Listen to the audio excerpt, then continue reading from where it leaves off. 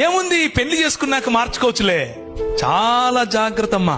కనీసం వారానికి ఒకరు నాకు ఫోన్ చేస్తారు, అన్నా ఇలా వివాహం జరిగిపోయింది, మావాడు ఇంకా రక్షణలో లేడు, చాలా బాధపడుతున్నాం. ముఖ్యంగా సహోదరులకు చెప్తున్నా, take a stand my sister. అవతలి వ్యక్తి యేసు ప్రభువును నమ్మి రక్షింపబడినటువంటి విశ్వాసి అయితే తప్ప మీ జీవితాల్లో వారిని అనుమతించకండి. మీ పెద్దల ప్రెషర్ అయినా సరే, మీ కులం యొక్క ప్రెషర్ అయినా సరే వారితో మాట్లాడండి, కానీ ఇలాంటి దేవుని వాక్య విరోధమైనటువంటి వాటిని మీ జీవితంలో అనుమతించకండి. Same thing with young boys, యవనులు. చాలా సార్లు ఈ ఉదాహరణ చెప్తూ ఉంటాను.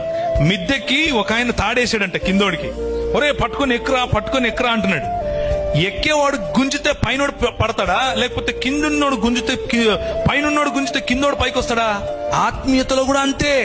నీ స్థాయి ఏంటి? ఇశ్రాయేలు, నీ భాగ్యం ఎంత గొప్పది, యెహోవా రక్షించిన నీ జీవితం ఎంత గొప్పది.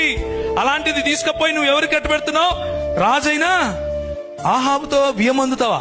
యువర్ బిజినెస్ పార్ట్నర్షిప్ ఎవరితో ఉంది? మీరు ఎవరితో బియ్యం అందుతున్నారు? మీ ఇచ్చిపుచ్చుకోవడాలు ఎవరితో ఉన్నాయి? నేను లోకంలో మీరు ఉండకండి అని చెప్పట్లేదు, లోకంలో మీ సంబంధం ఉండకూడదని చెప్పట్లేదు, మీ బంధుమిత్రులతో మీ సంబంధం ఉండకూడదని చెప్పట్లేదు. కానీ మీ కుటుంబాలను నియంత్రించేంతగా వారిని లోపలికి రానివద్దు. మీ కుటుంబాన్ని, మీ ఫెయిత్ ను నియంత్రించేంతగా వారి ఇన్ఫ్లుయెన్స్, వారి యొక్క ప్రభావం, అది కులమైనా సరే, అది మతమైనా సరే, అది ప్రాంతమైనా సరే, భాష అయినా సరే, ఏదైనా సరే, బంధువర్గమైనా సరే, let nothing control your faith in the lord Jesus Christ.